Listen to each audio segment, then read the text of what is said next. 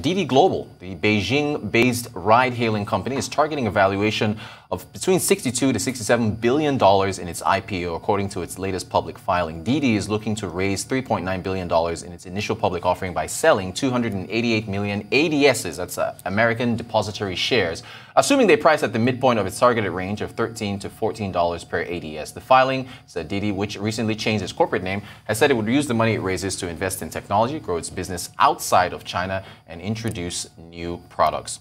Google has delayed its plan to scrap technology that tracks web browsing habits. On Thursday, Google said its Chrome internet browser will stop supporting a user tracking technology called third-party cookies by late 2023, nearly 2 years later than its initial time frame of early 2022. Google said the delay would give it more time to get publishers, advertisers, and regulators comfortable with the new technologies it's developing to enable targeted ads after cookies are phased out.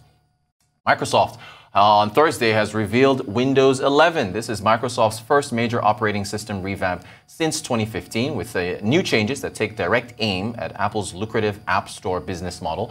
Windows 11, which will hit the market by the end of this year, will include a new Windows Store that will let software developers use their own in-app payment systems and pay no commissions to Microsoft. It will also let users both find and run Android mobile applications on their laptops and PCs, thanks to technology assistance from both Amazon.com. Joining us for this tech roundup is Fisayo Durojaye, investment professional with EchoVC Partners. Fisayo, thank you so much for joining us. Good morning to you. Thanks for having me. So what do you make of Windows 11? What do you make of the aesthetics, I guess we say? We start there.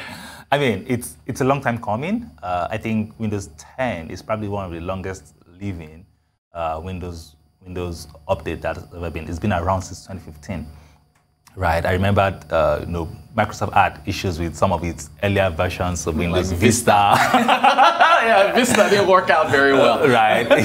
So a few other issues like that. Some don't make it past 6 months. Some don't make it past maybe 1 year or 2 years. Yeah. But Windows 10 just works, right? But I think from what I can see from Windows 11 now, it's like they're trying to integrate more or make your Windows do much more for you, rather than just being a singular operating system that can work only on your desktop.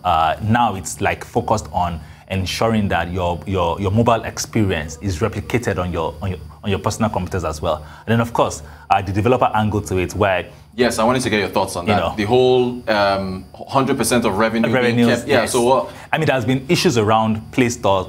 Or app stores across different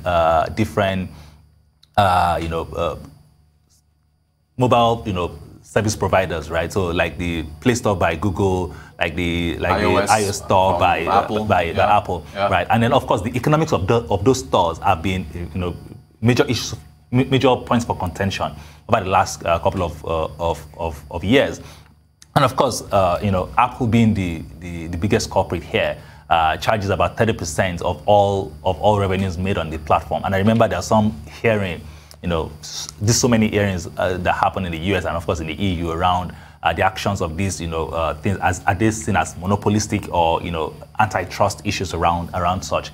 Now with Microsoft saying that I'm going to allow developers, mobile publishers to publish their apps and use their own third-party payment gateway to ensure that yes, 100% of the proceeds of their apps are remitted to them. That's like a direct affront on Apple. And of course, you can see that there's some partnership that Microsoft had done, right, with Amazon, with integration with Android, which is Google. So it's like we are putting forces together to attack Apple. And I think that's what's happening. It's going to be interesting to see how Apple responds to that. The revenue share between the app developers doesn't apply to video games. Why is that? Why is Microsoft separating video games from? So I think to a large extent, right, video games are probably the biggest revenue earners when it comes to in-app purchases, right? So I think that they just want to keep that lifeline because revenue potential there. And then of course the other thing I think I've seen with this Windows 11 is that it's like it's being built for gamers. Okay. Right.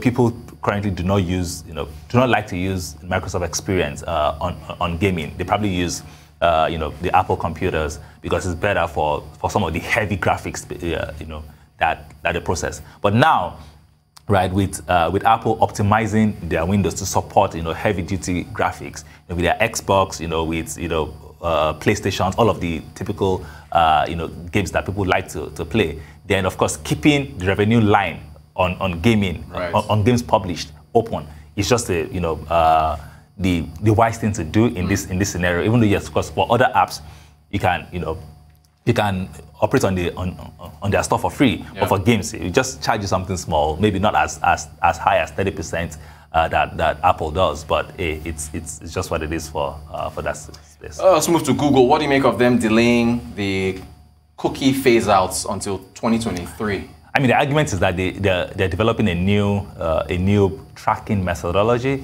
I mean, Google recognizes that yes, they are an advertising company, right? So ability for advertisers to be able to track, to target ads, on people that require them. There's no point targeting me for a diaper ad when I don't have a baby, right? So there's really no point because I don't want to buy. I'm not interested. But if they look at my browsing history, okay, you have looked at tickets to the Maldives, in the last few days. Is this guy planning a trip? Then of course, showing me ads that shows me, okay, these are the options, these are deals I can get, for a trip, for an holiday getaway. It makes the advertising experience more personalized to me than just showing me random ads. So it's cookies that allows people to be able to do those targeted ads today. Right, but now Google's saying they're phasing that out. But of course, they are replacing it with a new technology that they said it's in the works. Just want to get people more comfortable with it. So it's like we're going to phase out cookies, right? But we are introducing a new one. So be getting comfortable with this new one for the next 2 years while cookies are phased out, so they can fix all the issues they may have, the experience issues, and all the other detailed issues that they may have. Do you think there's going to be more scrutiny on targeted ads from the privacy aspects? That is always a big issue, right? Sometimes I say, I checked out Maldives, not because I want to travel. I just checked it out. Because it looks nice. It looks nice online. Doesn't mean they should be bombarding you with ads just because you looked at it and searched the Maldives. There have been issues around even people saying that they're having conversations with people, and the next thing they see is that they see ads where they go like how much integrated into our lives are Google, or all these manufacturers of devices, how integrated are they into our lives? I mean, people don't know to what extent, our privacies have been breached, right? Just because it makes their own business better in the way they think about it. So there's always privacy concerns around what what tech companies can do. But of course, regulations have not caught up with this new wave of advertising, or of course of spying, as people would like to call it. So it's just we just wait. I mean, I count on the EU, right? The EUs are the leaders in regulation, so they'll show up for us. Hammering the tech companies in the EU. Gosh, we have a headline almost every day about the EU coming after the tech companies. So they'll show up for us. They'll definitely do something to us. And of course, see something soon. They will export the regulation to the US, and then of course they'll come to Nigeria eventually. What do you make of? Let's talk about. Thank you, Didi, and this their IPO and the money they're looking to raise. What do you make of what's happening in ride-hailing in China with Didi? I mean, I think it's an interesting thing that's happening. I mean, while preparing for this session, I was like, okay, why is Didi trying to value itself at 65 billion or 67 billion when Uber's market capitalization today is around 37 billion? Like, what's happening here? Only to discover that Didi's revenues is more than double of that of Uber. Wow. Uber ended the year 2020 with about $11 billion in gross revenues, while Didi did about $21 billion, and which is also a decline of about 8% from what they did in 2019. So coronavirus affected them so much that their revenue in 2020 declined. However, in this year alone, in this year, Q1, they've hit over $6 billion in revenue in Q1 alone. That's about, expressing for the year is about $24 billion that they will probably get to. That's from China. That's mainly from China. Wow. Right. So when all the headlines that we talk about China trying to send people to Mars, they're trying to make a statement that no, we are not a third world country. We are not emerging markets. You can't categorize to Nigeria and India. No, we are not their mates. Right. That's the clear message that China and of course the Chinese government and of course even their businesses are trying to pass to the whole world. We are much more valuable than Uber, which is incidentally the pioneer in this space. Right. So they have much more revenue from their businesses. I mean, if you have 1 billion people in your country. Yeah, why do you need anybody else? Why do you need anybody else? Your domestic market is big enough for everything you want to do. Right. So wow. For the race for them, right, it's about, okay, can we build a product that can be exported outside, of China, outside of Beijing, outside of, Hefei, outside of Shanghai, the cities that they know. Right. And of course, because of the protective nature of the Chinese markets, right, Didi essentially has no competition, right? No Lyft, no Bolt, no Uber. In fact, Uber had to sell its China business to Didi, right? Didi, to ensure that yes, that happens. So it's the way the Chinese, as the protective, environment that the Chinese, Communist Party had put around its people. But of course, that means absolutely nothing, because we've seen the way Alibaba, the Alibaba founder was dealt with. You can be a billionaire, but don't mess with us. Right. Really, don't just, so just obey the rules, obey your government, prostrate to people you have to prostrate to, fall in line properly, ensure that you're not making statements that will tarnish the image of the party outside of anywhere. They just yanked that Ant IPO. Just yanked it. They scrapped it. So that would have been bigger than Saudi Aramco. Exactly. That would have probably the biggest IPO in the world. And they just destroyed that. That happens. So Chinese are scary. Okay, you already alluded to this, but the space race. China is flexing by sending their people to space. No, not even space. Sorry, that was last week. It was the international. Now it's Mars. Yeah, real quickly. Again, it's that same thing, right?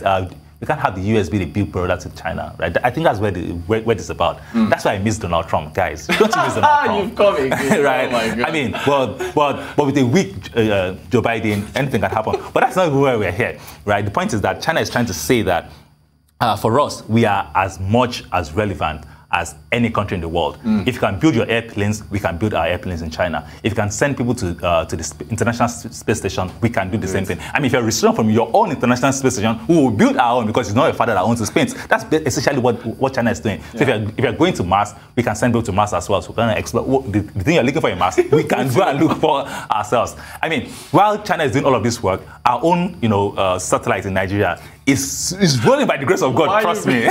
Right? I mean, that's what the minister said, or the NICHCOM person, that yes, it's rolling by the grace of God.